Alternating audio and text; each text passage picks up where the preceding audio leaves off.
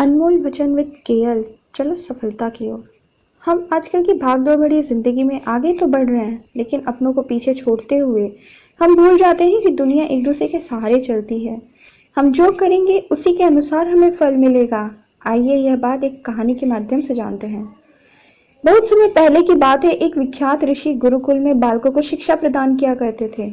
उनके गुरुकुल में बड़े बड़े राजा महाराजाओं के पुत्र से लेकर साधारण परिवार के लड़के भी पढ़ा करते थे।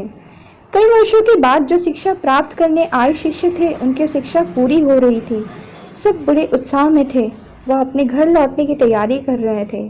तभी ऋषि ने सारे शिष्यों को अपने पास बुलाया और बोले, प्रिय शिष्य, आज इस गुरुकुल में आपका अंतिम दिन है। मैं चाहता हूँ कि यहाँ से प्रस्थान करने से पहले आप सब एक दौड़ में हिस्सा लें। यह एक बाधा दौड़ होगी जिसमें आपको कहीं पानी में कूदना पड़ेगा तो कहीं अंधेरी सुरंग से गुजरना पड़ेगा। तो क्या आप सब तैयार हैं? शिष्यों ने हामी भर दी और सब तैयार हो गए। दौड़ शुरू हुई।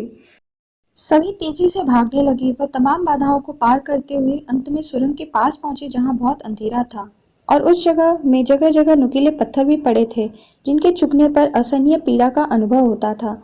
सभी असमंजस में पड़ गए। जहां अभी तक दौड़ में सभी एक सामान्य व्यवहार कर रहे थे, वहीं अब सबका व्यवहार अलग अलग करने लगे। दौड़ खत्म हुई। सारे शिष्य आश्रम पहुंचे व ऋषि के सामने उपस्थित हुए।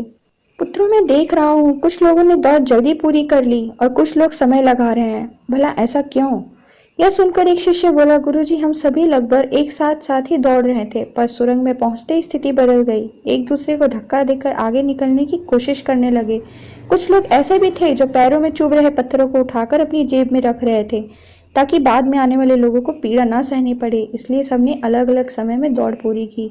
ऋषि ने आदेश दिया, किसी ने पत्थर उठाए हैं, आगे आए, वो मुझे पत्थर दिखाए। आदेश सुनते ही कुछ शिष्य सामने आए, पत्थर दिखाने लगे, पर वो उसे देखकर अचंभित हो गए, क्योंकि वे पत्थर नहीं बल्कि हीरे थे। सब आश्चर्य में पड़ गए और ऋषि की तरफ देखने लगे। तब ऋषि ने कहा कि दरअसल मैंने ही इस सुरंग में इन्हें डाला था। यह एक दूसरे के बारे में सोचने वालों के लिए मेरा इनाम है।